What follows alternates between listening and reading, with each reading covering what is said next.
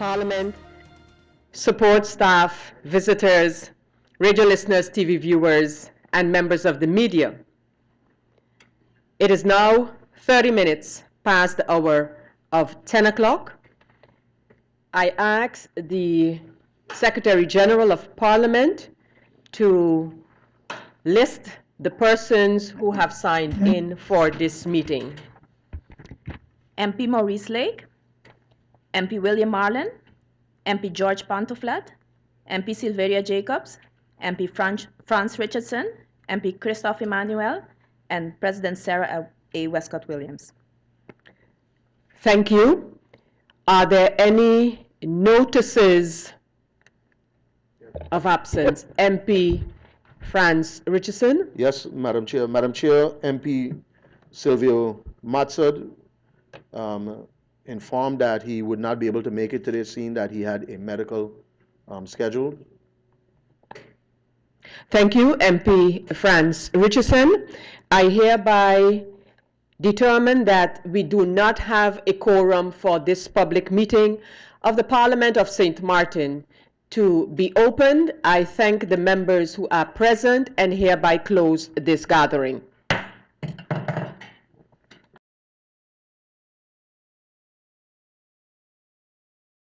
Apart from a very moist atmosphere, we had an upper level trough. Well, this one has been sitting around for a while. But also at the surface level, we had a surface trough, which was associated with an old frontal boundary. So it was a combination of the troughs at different levels and a very moist atmosphere. Yeah, well, at this time of the year, normally we have especially the upper level troughs. And depending on how they position, they could either enhance instability to cause showers and cloudiness, or they could suppress it. Okay, it just happened over the last few days. We were on the part of the trough that would enhance instability. And also we had this surface trough which was moving across. And as I said, the combination of these is what really responsible for the weather that we had. Well, during the 24-hour period, which ended at 8 o'clock this morning, we measured as much as 47.2 millimeters of rainfall. Yeah, well, all the ingredients are still there. The upper level trough is still there. The moisture is still there. And what we really need is a trigger to start off the cloudiness and the rainfall. So as it stands right now, the probability of rainfall is still very high. No, well, over the Atlantic, we kind of clear right now. The most significant feature close to us right now is the trough, the upper level trough. And the models have the trough in our area for at least the next 48 hours. So as it stands right now, during the next 24 to 48 hours, the probability of showers will still be high. Well, that would depend on how the troughs behave. Okay, that would depend on how it behaves. And how long the system is going to stay on us? Yeah, well, as I said, the model have the trough around us for at least the next 24 to 48 hours. So within that time, we expect the instability to remain, and once the atmosphere is unstable and as warm as it is, we could have showers at any time. Yes. Well, obviously we've had quite a bit of rainfall during the last 24 hours. The soil would be kind of saturated, so it wouldn't take much really for flooding. So we'd ask residents and users of areas prone to flooding to be vigilant.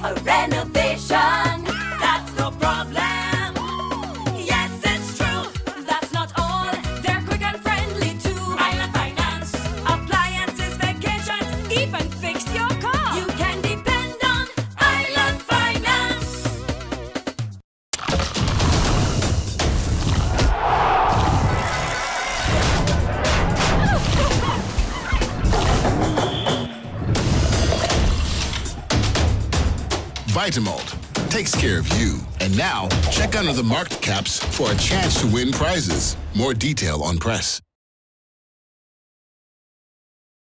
Anybody bingo? Nobody bingo.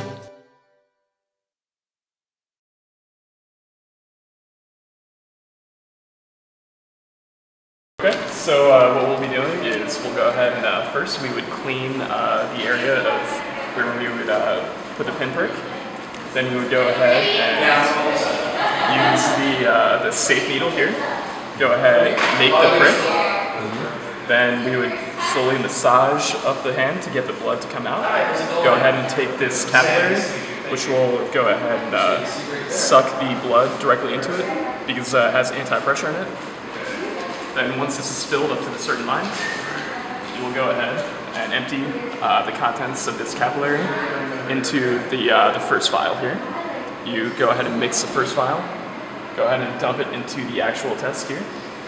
Then use the dye to go ahead and stain the test, which is labeled here number 2. Then you go ahead and use number 3, which is pretty much to clean out the test itself and make it clear. And at that point, you would have the results here, where it would be brought to the actual doctor, where he would examine it, and the patient would go ahead and consult with a counselor, and then move on to the doctor after that. Doing quite well actually, despite the weather. We're actually not doing an AIDS test, just to educate the people. We're doing HIV tests.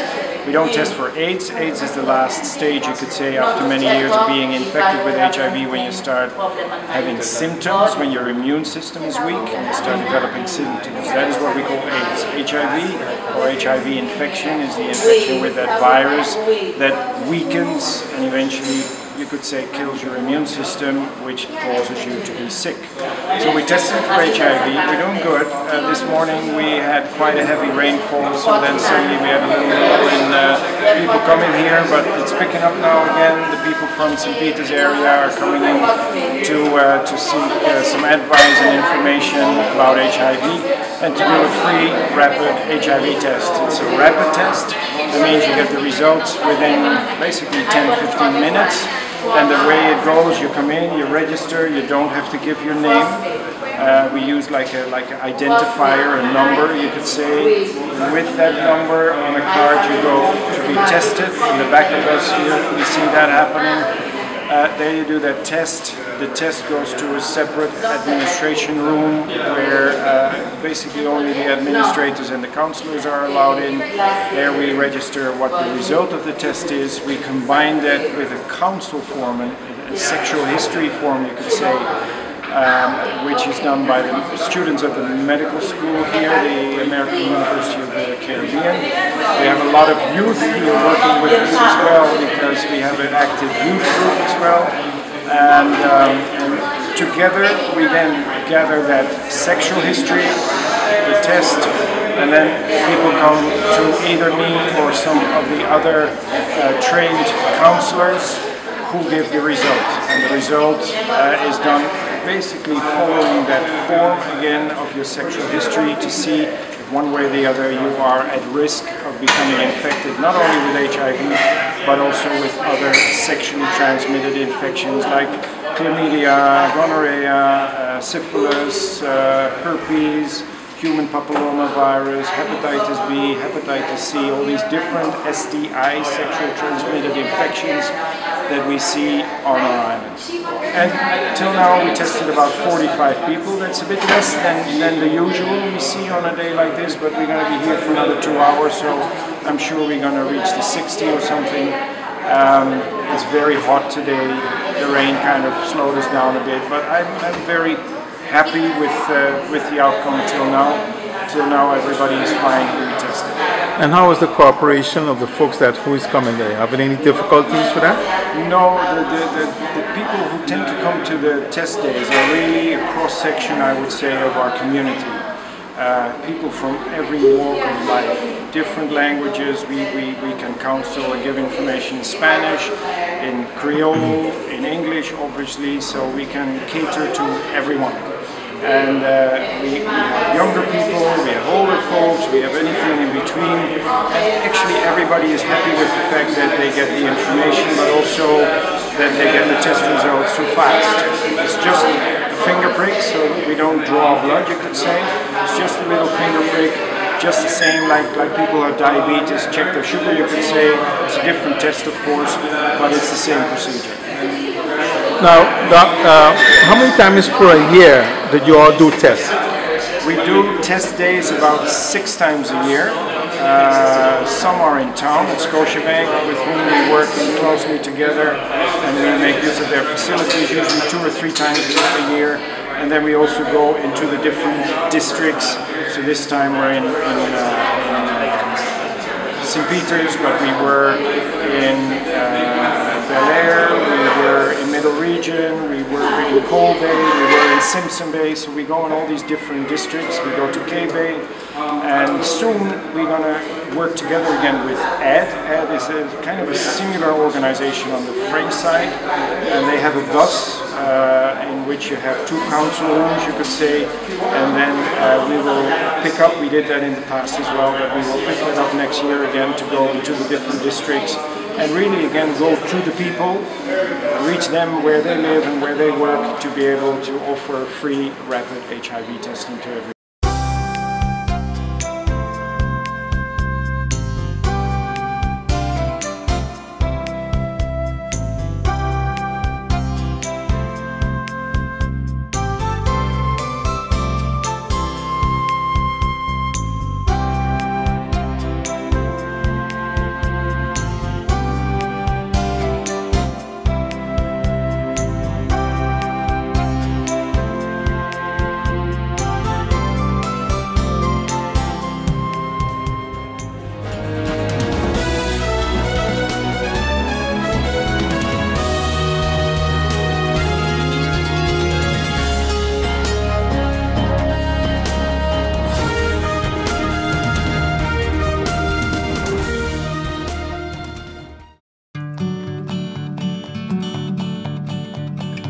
It's been said that behind every door, possibility awaits.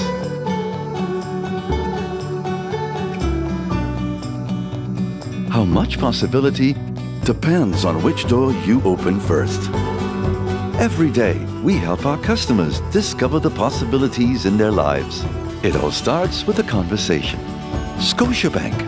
Discover what's possible. Anybody bingo? Nobody bingo.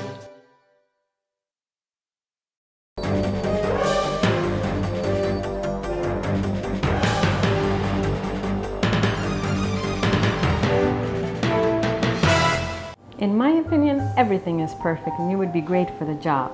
But I see here that there's a 2-year gap in your resume. What did you do? I was hospitalized for mental illness. Oh, mental illness? I've undergone treatment and I have a wonderful family that supports me. Well, that is good news. No, it's fine. I'm recovered. We'll contact you, okay? For a better understanding of mental health and what you can do to stop mental health stigma, please go to the Mental Health Foundation's website at www.mhf-sxm.com. Need a loan that's quick and easy. Island Finance. Up to 50,000 guineas really easy. Island Finance. For education, a renovation. That's no problem. Yes, it's true. That's not all. They're quick and friendly too. Island Finance. Appliances, vacations, even fix your car. You can depend on Island Finance.